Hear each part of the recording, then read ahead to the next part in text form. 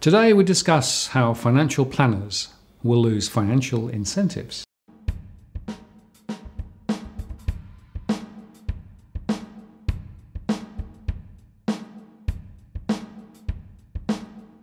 Hello again, I'm Martin North from Digital Finance Analytics.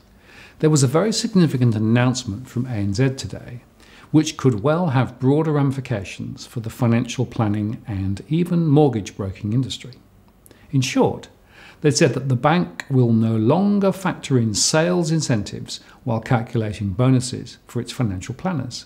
And if they fail an audit twice, they will be forced to exit the business.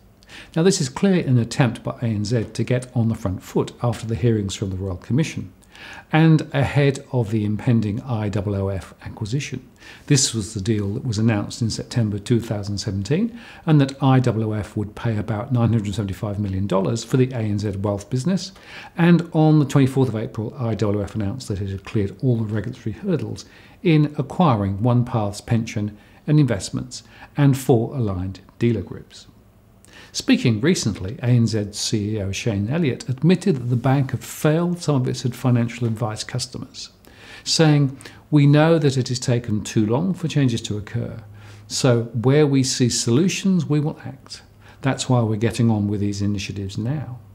Now, it was back on the 23rd of April that the Royal Commission into Financial Services Misconduct revealed that ANZ kept a leaderboard that ranked advisors on the revenue they brought in.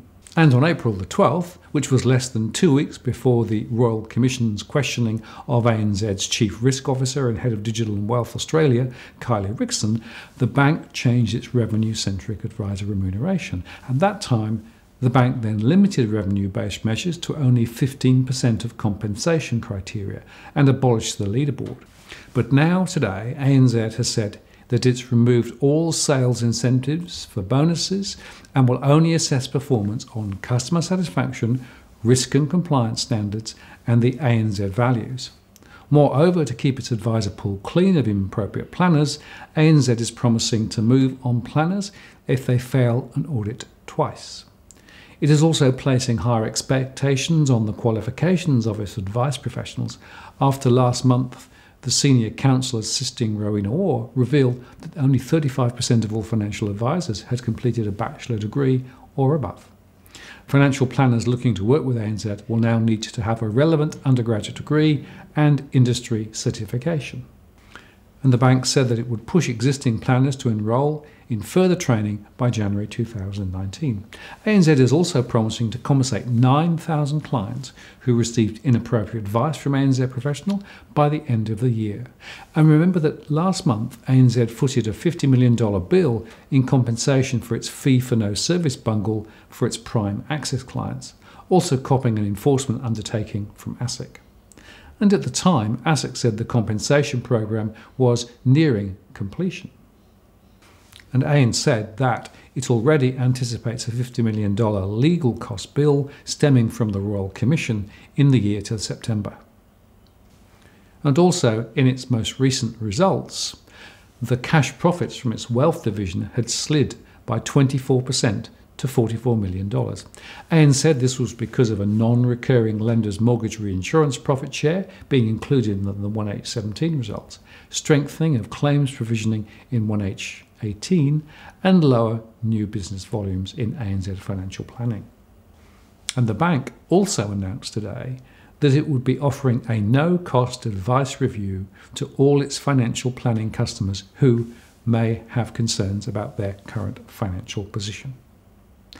So, on one hand, you could see these changes to financial planning remuneration as a low-risk way of signalling the bank is changing, at a time when the wealth sector is becoming less strategic for them as they simplify their business. But I think it's more significant than that. I suspect that this marks the start of the end for revenue-based incentives across the industry, and it may well propagate to other financial planning businesses, which would be a good thing in terms of removing conflicted remuneration, finally. And it may well spread to other sectors of the advice businesses as well, including mortgage brokers. The financial planning world will look very different in the months and years ahead, And you might want to watch our recent video, It's Time to Unify Financial Advice and Mortgage Broking, where we discussed how the industry may evolve. If you like what you've seen here today, please like the post and add a comment or question. I read them all. And if you want to join the growing band of subscribers who receive alerts when we release new posts, do subscribe now. Today, we made it to 1,500 subscribers, so we added another 500 in just over a month.